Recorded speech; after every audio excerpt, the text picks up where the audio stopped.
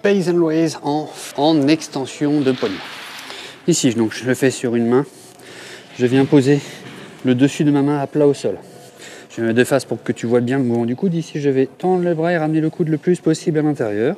Une fois que je suis en position, je vais essayer de ramener les fesses vers les talons sans décoller le poignet, en essayant de garder le poignet le plus possible. Ici, je vais ressentir une petite torsion en avant. Dès que la tension est suffisamment forte mais supportable, je maintiens la position pendant 2 minutes en inspirant profondément par le nez et en soufflant très lentement par la bouche. Dès que la tension diminue, j'essaie de rapprocher les fesses un petit peu des talons jusqu'à ce que la douleur soit supportable.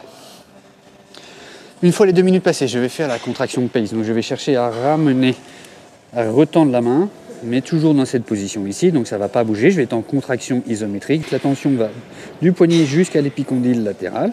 Je maintiens la position pendant 15 secondes.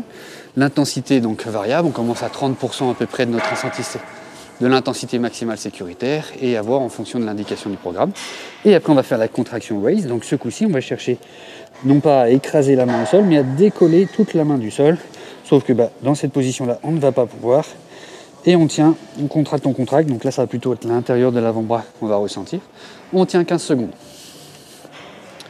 Sur le deuxième ou troisième cycle, en fonction de ce qui est indiqué dans ton programme, au lieu d'être 2 minutes en position passive, on va être simplement à 30 secondes, puis toujours 15 secondes de contraction pace et 15 secondes de contraction raise.